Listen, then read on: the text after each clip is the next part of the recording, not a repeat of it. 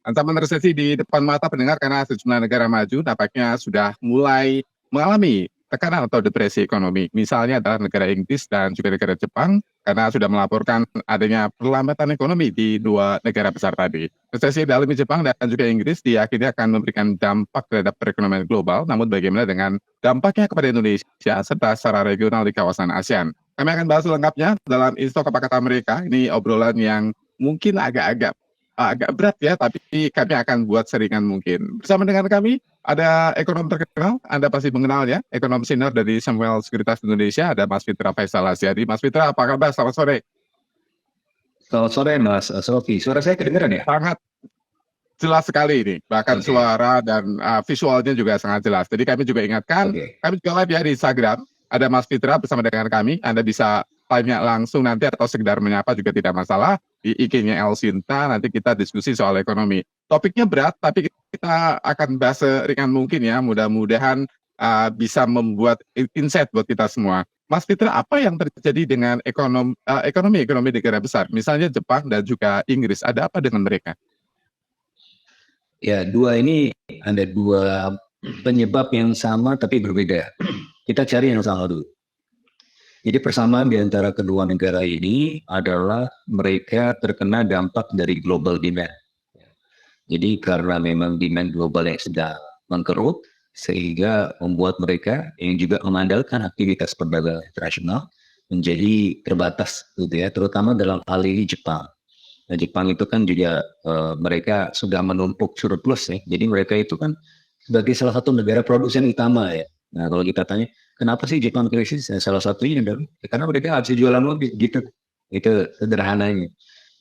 Yang juga kemudian menjadi tidak sederhana karena Jepang itu juga selama 2 dekade terakhir itu sudah mengalami apa yang disebut sebagai aging population. Jadi mereka ini jumlah penduduk usia mudanya itu terbatas sekali. Kita ini kalau usia kita ini, Mas Adrofi, di Jepang mungkin termasuk yang muda. Kalau di sini kan sudah termasuk tua, gitu ya. Karena Gen Z itu kemarin juga banyak sekali kan yang bermunculan gitu kan. Ada TikTok, dan juga ada sosial media yang lain, termasuk IG yang kita sekarang gunakan. Itu kan juga paling banyak antara generasi millennials dan generasi Z. Nah, kalau kita masuk ke Jepang, itu usia kita udah termasuk usia muda gitu kan, padahal di sini kita kayaknya udah melihat oke ini banyak anak muda yang berkeliaran di sekitar kita. Nah, makanya mereka juga kekurangan, karena kekurangan orang muda, mereka kekurangan produktivitas, sehingga akhirnya meskipun mereka sebenarnya agak beda dengan negara lain. Kalau negara-negara lain kan sempat menaikkan suku bunga bank sentralnya ya, Jepang sendiri justru nggak mengalami kenaikan suku bunga. Kenapa? Karena ya kalau naikin suku bunga mereka lebih parah lagi gitu. Jadi bahkan kalau kita di sini nih kan harga naik nih semua nih, harga beras harus segala macam kan, inflasi tinggi sekali ya di Indonesia. Kalau di Jepang inflasi justru mendekati nol, kalaupun sekarang sedang naik sedikit itu pun nggak jauh-jauh dari itu. Bahkan mereka sekarang mencari inflasi karena mereka memang mencari sumber pertumbuhan ekonomi. Nah, bagaimana dengan Inggris? Nah, Inggris sebenarnya ada persamaannya karena tadi persamaannya adalah mereka juga mengandalkan ya koneksi dengan dunia internasional. Sekarang global demand sedang turun, mereka juga terdampak. Tapi di sisi yang lain kita juga melihat bagaimana Eropa, tidak hanya Inggris ya, itu memang kan sekarang sedang sangat kesulitan ya dari sisi energi. Semenjak Rusia itu memangkas aliran energi terutama gasnya ke Eropa daratan ya, sedikit banyak Inggris meskipun kemudian tidak sangat menikmati itu juga turut terdampak. Begitu juga dengan kalau kita lihat Inggris inflasi juga lumayan tinggi, lumayan signifikan, sehingga kalau misalnya mereka mau menggenjot produksinya itu ada batasannya. Batasannya adalah harganya terlalu mahal gitu. Nah, itu juga yang kemudian mengakibatkan Inggris menjadi resesi ya, sebagaimana yang kita lihat sekarang. Dan resesi Inggris terjadi lebih cepat dibandingkan dengan Eropa daratan. Kenapa? Karena Eropa daratan itu masih punya apa ya, saling peta koneksi ekonomi yang cukup baik gitu ya, sehingga mampu menjaga mereka tidak dalam resesi yang dalam atau bahkan tidak resesi sama sekali. Meskipun nanti beritanya Jerman juga akan terjebak resesi, tapi itu jauh lebih baik dibandingkan dengan misalnya Inggris ya, Inggris yang memang sudah terlepas dari Eropa daratan dan mereka memilih untuk keluar dari EU ya dengan Brexitnya. Nah, kalau kita bandingkan, kalau kita fokus di Eropa daratan, ada satu yang dari saya sempat mention, Jerman, sempat hampir, dan kemudian kemungkinan besar akan resesi. Kenapa? Salah satunya juga karena dipicu oleh global demand yang turun, dan mereka sangat mengandalkan industrinya, ya, industri mobil dan lain-lain, industri alat berat, sementara permintaan global kan sedang turun. Nah, kalau kita bandingkan dengan Prancis, Prancis masih agak lebih mending karena mereka sudah mendiversifikasi sumber pertumbuhan ekonomi. Salah satunya adalah mereka untung dari pariwisata. Ya, kalau kita ingat Prancis kan kita, wah kayaknya kita mau jalan-jalan di Prancis ke Paris, ketemu dengan Menara Eiffel atau nanti mampir salaman sama Kylian Mbappe gitu kan kalau kita dengar kata Prancis gitu kan. Nah, mereka masih diuntungkan di situ, turisnya masih lumayan banyak. Nah, itu adalah juga merupakan kunci ya. Jadi bagaimana kita bisa mendiversifikasi sumber pertumbuhan ekonomi, tidak hanya tergantung pada satu atau dua, tapi mungkin lebih banyak lagi aktivitas ekonomi yang bisa kita munculkan, sehingga kalau terjadi gangguan pada satu sisi, ya kita pasti unggul di sisi yang lain. Gitu kira-kira Mas Robi. Nah, ini karena permasalahan yang hampir sama adalah global demand, sementara Indonesia juga masuk dalam supply chain dunia. Kita masuk ke rantai pasok dunia. Apakah akan berpengaruh ke Indonesia kalau kita tarik itu? Nah, jadi saya punya buku atau pernah tulis buku judulnya Global Production Network in ASEAN di tahun 2019. Itu diterbitkan Palgrave. Nah, kita bicarakan jaringan rantai produksi, kita bicara mengenai rantai pasok. Bagaimana Indonesia? Indonesia ini bisa dibilang untung, bisa dibilang apa ya? Nggak untung ya. Untungnya karena sekarang kita lihat kalau dalam konteks partisipasi dalam jaringan rantai produksi, kita itu tertinggal ya dari regional production networknya, kita tertinggal dari Thailand, tertinggal dari Malaysia, tertinggal dari Vietnam, bahkan tertinggal dari Filipina gitu. Nah, during good times, kalau saat-saatnya normal yang lain tumbuh, kita pasti akan terpacu juga untuk tumbuh ya, bermanfaat. Tapi during bad time seperti ini, karena partisipasi kita dalam jaringan rantai pasok itu terhitung minimal, jadinya untung gitu. Nah, dari kondisi seperti inilah ketika misalnya kita melihat, oh Jepang resesi, oh China slowing down, kita mungkin terdampak, tapi tidak akan lebih cepat dibandingkan misalnya Thailand, Vietnam, ya Filipina kemarin tumbuh cepat gitu ya, lebih tinggi daripada kita. Tetapi kalau dalam konteks regional value chain, kalau China slowing down, Japan slowing down juga, yang paling cepat terkena dampaknya adalah yang lain untuk kita gitu. Jadi ada dua hal yang berbeda yang harus kita telusuri ya soal global supply chain tadi. Satu, kita beruntung karena ternyata dampak dari global demand yang mengecil itu tidak terlalu berpengaruh, tapi kita punya masalah. Bagaimana ikut berperan aktif sehingga peran kita, porsi kita lebih besar di rantai pasok dunia yang menjanjikan ekonomi lebih besar ya, Mas Fitra ya? Iya betul. Kalau kita ngelihat pada saat untungnya gitu ya, kan orang Indonesia suka begitu ya. Yeah. Jadi kalaupun ada kesulitan, ada untungnya gitu kan, ada kecelakaan gitu kan Mas. Katanya Robi kan sering tuh melakukan. Nggak untung gitu ya? Iya, kan Mas Robi juga sering tuh menerima laporan dari telepon dari pengemudi ya di jalan, lapor ke RC, tahu ada kecelakaan. Oh tapi untungnya nggak ada korban jiwa, atau ada truk tangki terguling gitu di Cibubur. Oh, supirnya nggak apa-apa gitu ya? Untungnya supirnya nggak apa-apa dan nggak meledak tangkinya gitu kan. Selalu ada the bright side of the story gitu kan. Dan the bright side-nya ketika kita ketinggalan jadi untung gitu kan. Tapi kan kita juga harus melihat masa depan. Kalau kita bertujuan untuk keluar dari jebakan pendapatan menengah, kan kita harus memacu pertumbuhan ekonomi kita di atas 5% ya, minimal 6%. Nah untuk yang sampai 6% itu apa? Ya terlibat dalam jaringan rantai produksi. Memang pada saat-saat seperti ini ya kayaknya untung gitu ya. Tapi pada saat-saat tumbuh ya kita akan ketinggalan dan kita kebagian kehilangan momentum. Kebagian porsi itu. Dan kalau kita hitung berapa banyak periode positif dan berapa banyak periode negatif, ternyata lebih banyak periode positifnya dibanding negatifnya, ya udah mending gabung gitu. Nah kalau Jepang dan Inggris kena, apakah juga artinya akan terkena ke Amerika? Mereka adalah dua sekutu eratnya Amerika Serikat soal perdagangan. Nah inilah menariknya perekonomian Amerika Serikat. Perekonomian Amerika Serikat itu tumbuhnya kuat sekali, Mas Asrofi ya. Jadi sebenarnya kan ini yang kan tadi kita bicara global demand. Kenapa sih demand global itu tuh salah satu penyebabnya adalah Amerika Serikat? Loh, kok bisa mereka? Nah, jadi begini, di awal tahun 2020 itu kan ada COVID ya kita tahu ya. Nah, apa yang dilakukan oleh Amerika Serikat? Menstimulasi ekonomi dalam negerinya ya dengan stimulus-stimulus fiskal dan moneter, dan itu juga diikuti oleh yang lain, karena kan ketika Amerika melakukan sesuatu, yang lain menjadi apa ya? Dia jadi contoh buat yang lain gitu. Jadi ada efek bandwagon. Yang lain ikut-ikutan dan sehingga apa? Memicu inflasi global.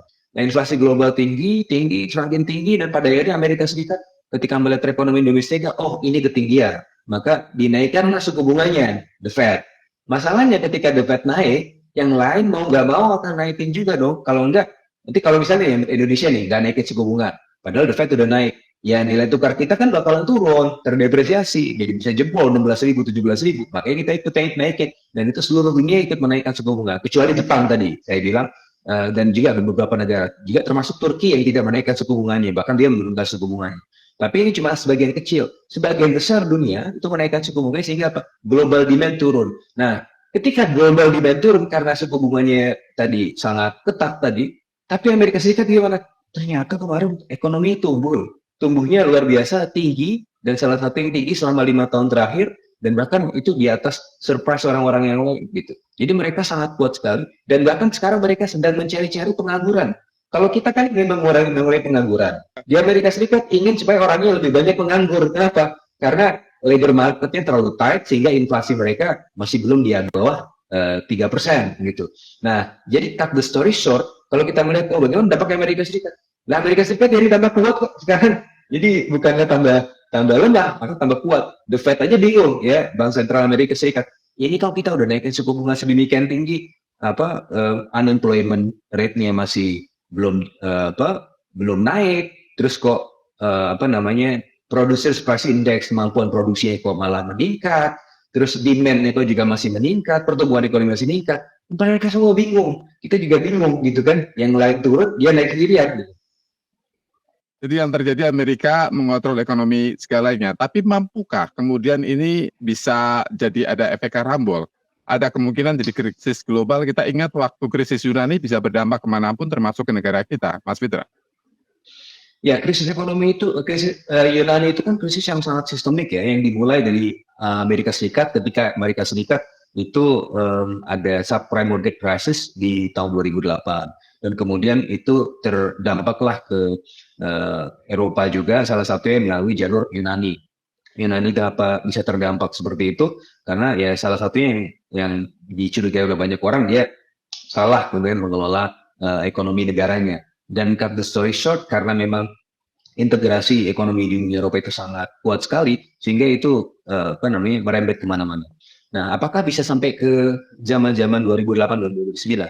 Saya rasa sekarang belum, ya, masih jauh, Mas Azrofi. Karena pada saat itu Amerika Serikat jatuh, Uni Eropa juga jatuh. Sekarang Amerika Serikat oke, naik. Terus Uni Eropa ya masih relatif oke, meskipun tadi ada Jerman yang juga mulai tipis-tipis dekat resesi, ya. Inggris kan sudah di luar Uni Eropa, tapi kan mereka terselamatkan oleh IPL, Manchester City kemarin juara Champions League. Ya.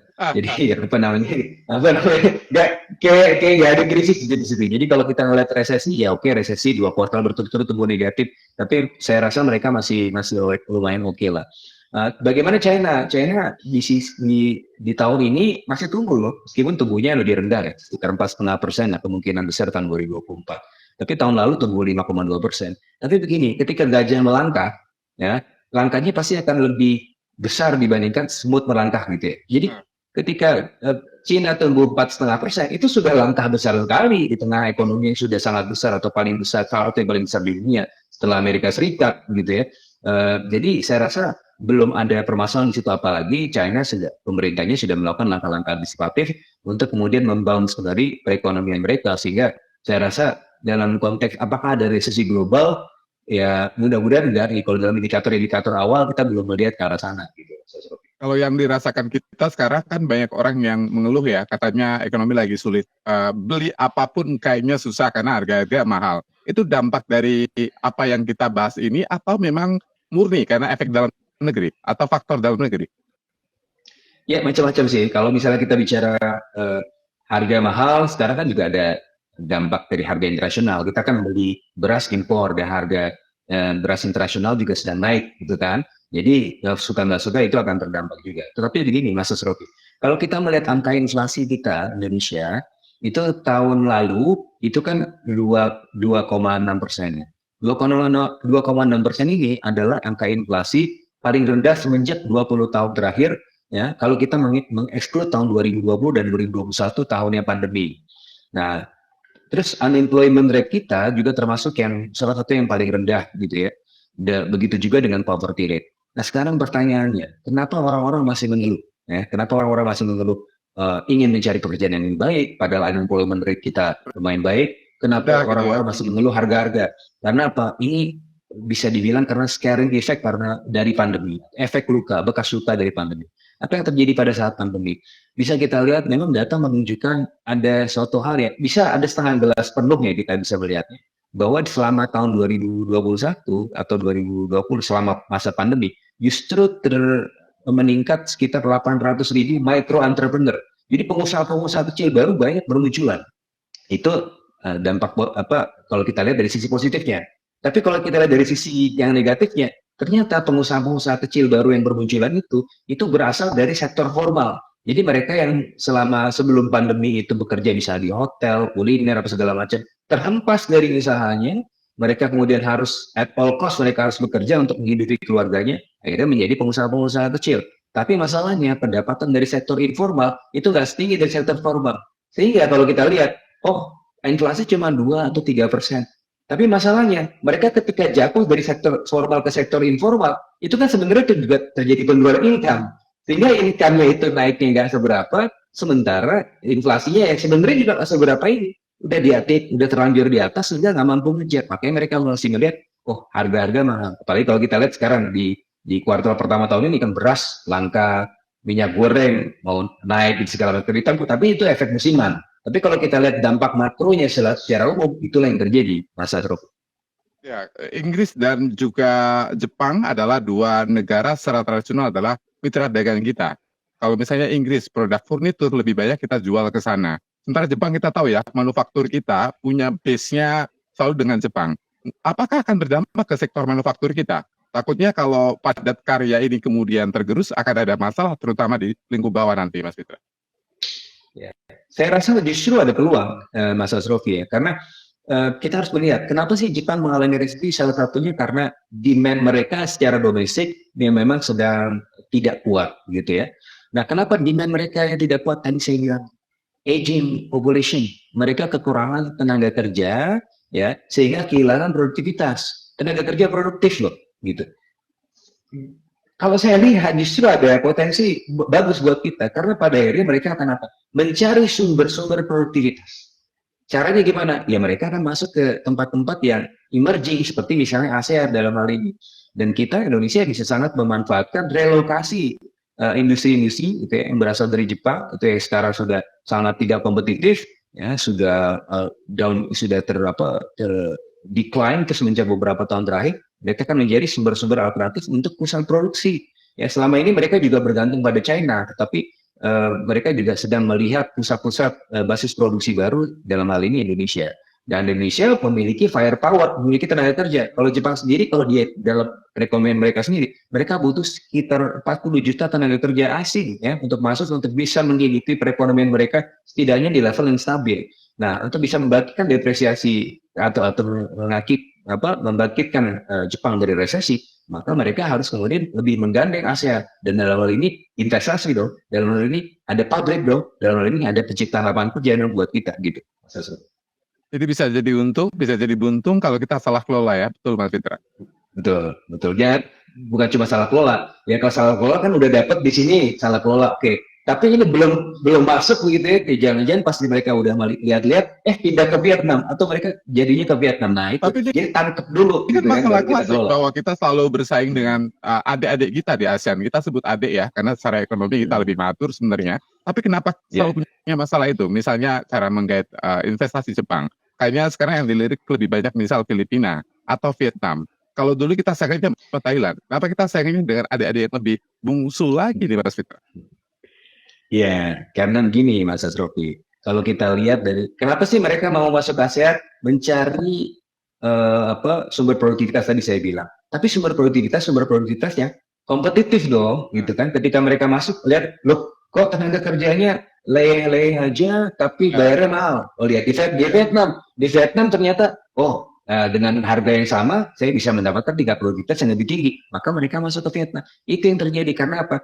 Tingkat produktivitas buruh kita, kalau kita lihat di manufacturing, itu stagnan, sementara upahnya naik terus. Jadi nggak match nih, gitu kan. Kita bukan mengendaki upah buruh murah, enggak. Upah buruh bisa naik, nggak masalah. Upah buruh bisa sangat tinggi. Tapi kalau produktivitas tinggi juga, permasalahannya adalah produktivitas kita rendah. Nah, makanya kan Anda penyesuaian ya, kan ada pembangunan cipta kerja, ada segala Bisa macam. dibuat rendah, misalnya tempat kerja atau lokasi buruhnya di Jawa Tengah. Jawa Tengah lebih murah upah buruhnya. UMR dua Iya, setengah juta iya. masih dapat kalau kita compare tuh DKI Jakarta dan sekitarnya.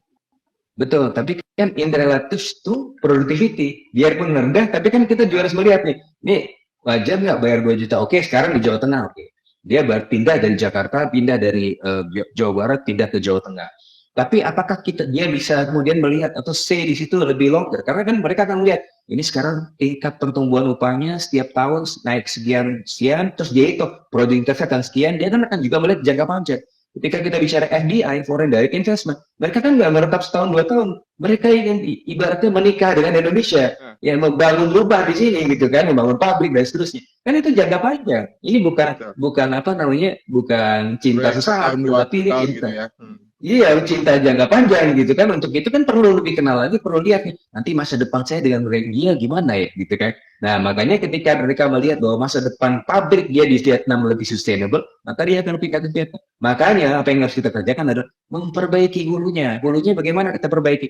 Bagaimana vocational school kita nanti menghasilkan generasi-generasi atau pekerja-pekerja yang kompatibel dengan kebutuhan industri, dan kemudian bagaimana kita bangun infrastrukturnya untuk bisa memfasilitasi investasi yang masuk gitu kan, dan bagaimana juga kepastian hukumnya sehingga ketika mereka masuk ada di sini itu kan ibaratnya gini Mas Asrofi ya, kalau kita bicara investor ya pikirannya ini tadi saya sudah bicara dua ya, SDM, yang kedua infrastruktur, yang ketiga institusi ini bagaimana sih cara kita mendefinisikan institusi.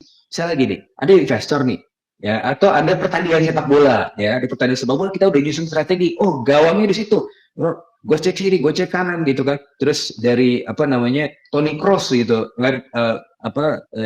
kirim umpan ke depan ya, disambut oleh Jude Bellingham. Nah, Jude Bellingham udah sampai di gawang itu, hampir golin gawangnya. Tiba-tiba gawangnya digeser ke kanan. Udah asis. Nah, padahal ya ternyata gawangnya beda.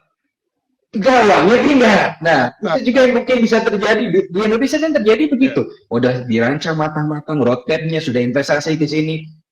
Tiba-tiba kok berubah rencananya gitu kan. Nah, itu yang sering terjadi di Indonesia dan itu yang membuat investor gak mau masuk. Nah, itu juga harus kita perbaiki. Ini sustainable kebijakan ya. Jadi Pak Jokowi punya masalah yang harus diperjuangkan nanti karena masih ada waktu 8 bulan Pak Jokowi memimpin Indonesia. Ini sekaligus menjadi konklusi kita ya. Kalau misalnya tekanan itu sekarang sudah mulai ada, kapan akan bisa melambat dan kita akan menemukan dunia lebih hijau, dunia dengan pertumbuhan ekonomi yang lebih tidak buat kita deg-degan sebagai masyarakat dunia? Mayoritas lembaga internasional melihat tahun 2024 ini memang lebih slowing down lah ya dibandingkan dengan tahun 2023. Berarti tahun ini sebenarnya ya tidak dalam kondisi yang lebih bagus loh. Karena ada geopolitical tensions, ada kemudian tadi the Fed higher for longer dan seterusnya. Tetapi mayoritas juga meyakini bahwa tahun 2025 segala tekanan-tekanan tersebut sudah mulai mereda. Minimal the Fed sudah mulai mengurangi suku bunganya, artinya tendensi global mulai turun gitu kan. Terus kemudian kita bisa melihat geopolitical tension sekarang sedang ramai nih. Mudah-mudahan nanti tahun 2025 ini kan gini ya, Mas Astrofi, ini menarik ya. Pemilu di Amerika Serikat itu juga bisa menentukan masa depan dunia. Jadi kalau kita lihat nanti bagaimana kalau Trump terpilih. Nah, Trump terpilih ini nanti bagaimana dengan geopolitical tensions? Geopolitical tensions kemungkinan besar akan, setidaknya kalau kita lihat dari sisi perang ya, mungkin akan berkurang. Kenapa? Karena di eranya Trump hampir nggak ada perang. hampir nggak ada perang. Karena Nah, dari Trump sisi itu mungkin itu agak lebih suka berbeda ngurusin sih. dalam negeri ketimbang luar negeri gitu ya. Ya, dan dia kan maunya cuan gitu ya. Kalau mau cuan kan artinya ya semua harus oke dong, jangan sampai ada yang satu apa namanya, jangan sampai ada perang-perang karena yang dia inginkan adalah uang gitu, uang dan uang. Nah, itu mungkin untuk some extent bagus buat perekonomian tahun 2025. Meskipun apa namanya heads up-nya adalah ketika Trump terpilih akan ada kemungkinan trade war ya, karena menurut dia kan biasanya begitu ya, memicu perang-perang dagang dengan China atau dengan negara-negara lain. Itu juga harus kita perhatikan. Tapi all in all, sebenarnya tahun 2025 akan jauh lebih perspektif dibandingkan dengan tahun 2024. Jadi sekarang saving, 2024 nanti kita belanja-belanja lagi ya, karena Betul. ternyata masih ada tekanan selama Yang menarik juga Mas Asrofi ya, kalau kita bayangkan ya, ini misalnya Trump terpilih, terus nanti ada Putin, ada Xi Jinping, dan ada Pak Prabowo. Nah, itu kan karakternya agak mirip-mirip ya. Nah, jadi dan ada teman siapa, kemudian siapa kawan, siapa lawan kelihatan tuh ya, karena sangat terlihat jelas Iya. itu hitam putihnya. mudah-mudahan kita akan masyarakat bisa siap-siap ya, karena masih ada Betul, tekanan yang luar biasa berat selama 1 tahun ini. Ini baru Februari, Desembernya masih lama, masih 10 bulan. Mas Fitra, terima kasih ya. sama-sama. Lain waktu kita lari-lari di UI lagi ya. Mudah-mudahan ada waktu. Oke, siap. Teman-teman yang join di Silakan. Instagram. Thank you, Mas Fitra. Selamat sore. Selamat sore. Yang sudah menyimak kami di Instagram, terima kasih. Anda masih terus bisa menyimak Insok apa kata mereka, tema-tema seru lainnya kami hadirkan setiap hari Kamis pukul 16 waktu Indonesia Barat. Sampai jumpa.